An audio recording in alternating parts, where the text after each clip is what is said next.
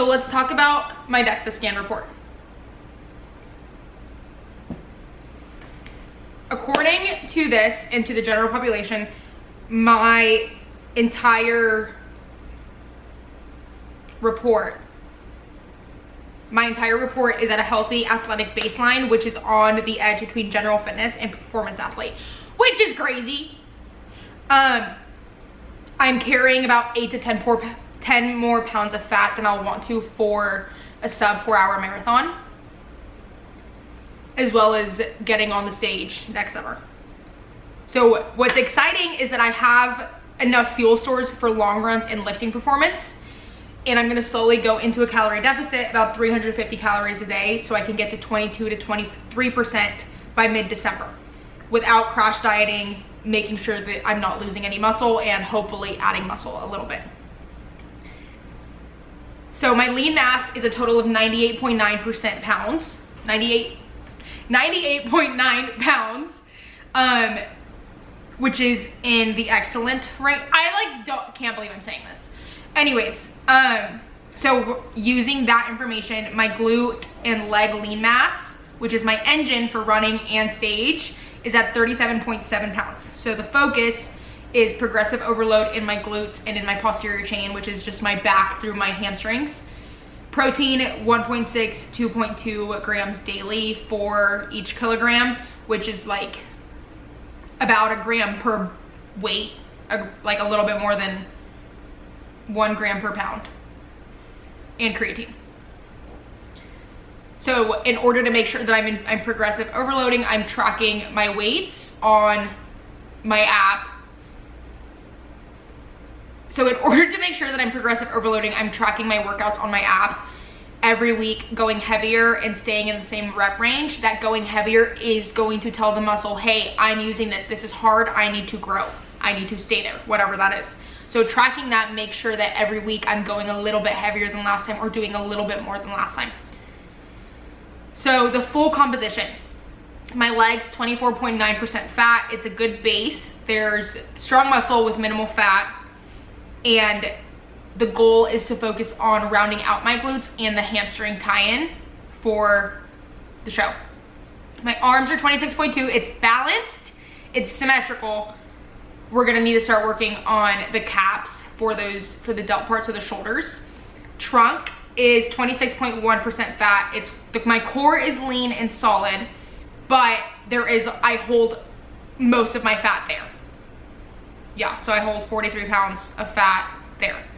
My android to gynoid ratio, there's more lower body, means you store more lower body. So I'm storing more lower body fat than visceral fat, which is hormonally balanced and primed for endurance performance. That's really exciting because my hormones were a big mess for a long, long time. And I fixed that with literally just my diet. I haven't taken anything, I haven't done anything, it's literally just what I'm eating. And because I'm in a calorie deficit, my visceral fat is low, guess what? Nice hormones. Not in a calorie deficit because I've been in one, whatever, you know what I'm saying. My resting metabolic rate, all that means is how many calories my body burns. If I were to sit on this couch and do nothing but breathe for 24 hours, I would burn 1,347 calories.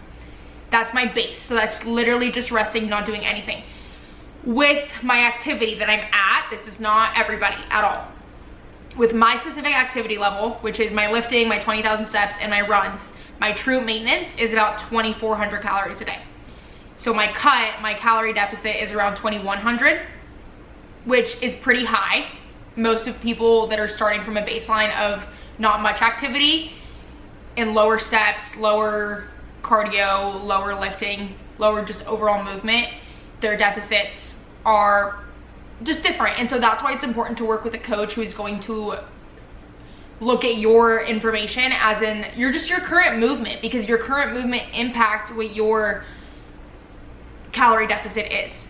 And I would not just use mine on someone else who's coming in and who's getting 5,000 steps currently and isn't doing many movements. So that's why we work with it. And so it is so important for you to work with someone, if you're going to work with someone that understands that, because I was once with a coach who just automatically put me on 1,600 calories, which was 1,000 calories less than I was currently eating, instead of slowly working me down there. And so I crashed completely, went into this awful binge restrict cycle for like 3 months. I refuse to do that. Refuse. The way that I do it is, for example, for me or for someone who's joining, it's onboarding week. You just log your food. We figure out what it is that you're eating, whether it's tracking calories or you're just writing it down, like on a piece of paper or on your notes, whatever it is. We look at that, and then every week we make adjustments little by little so that you're not even noticing it. Because if I jump you, if let's say someone's coming in, they're eating currently 4,000 calories a day and I jump them to 2,000, no, that's a recipe for failure. Same thing, if someone's coming in and they're eating 1,600 calories and they're wanting to gain muscle, I'm not gonna just shoot them to 2,500 calories. We're gonna go up little by little. So important. Anyways, my visceral fat, 0.25 pounds, which is low, which means my internal health is excellent. No metabolic red flags, no recovery issues from inflammation. So that means I'm not inflamed. That's important. That's literally the proof right there that if you feel like your body's inflamed, it's from fat. That's so important. So important, because we feel inflamed. We say all these things and we're like, oh, high cortisol, high stress, holding on to all this stress. That stress is from the inflammation around the fat that's around your organs. That's it.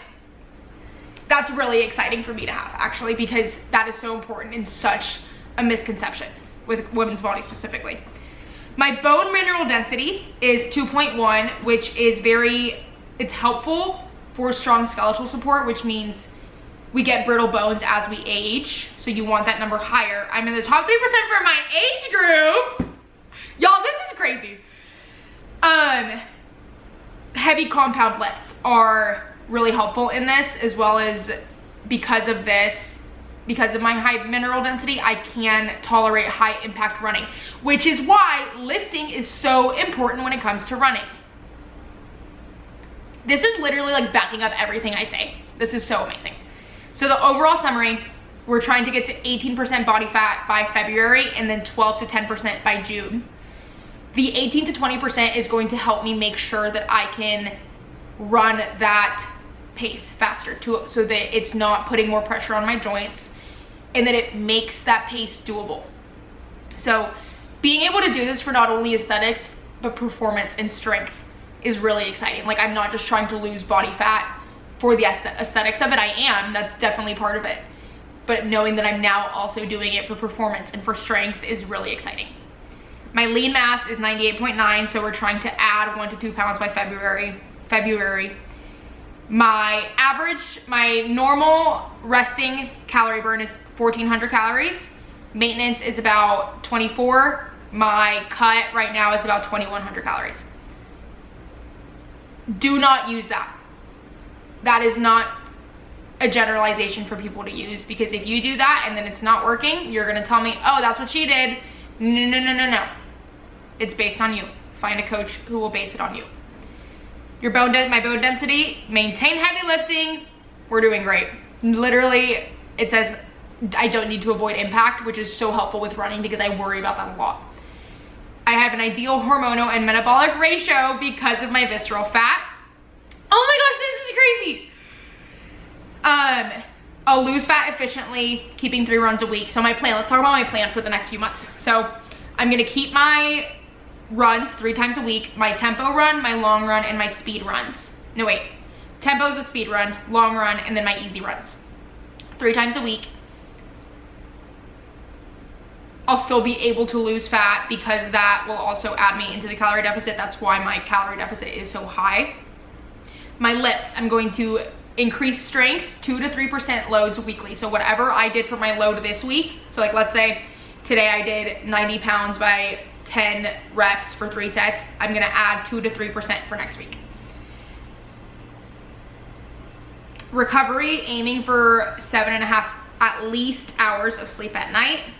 High protein, moderate carbs, controlled fat, refeeds every 7 to 10 days.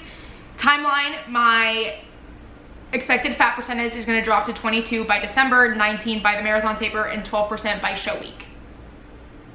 So this is really exciting and makes things feel more doable. I have more information, and I always say this to my people, is the more information that we have, the more progress we can make, because having that information is telling me how your body is responding to what we're doing. And if we're not seeing progress, or we're seeing ups, or we're seeing downs, that's telling me, okay, this is how your body is reacting to this, and that's where we adjust, because that's why everyone is so different. So this is really exciting.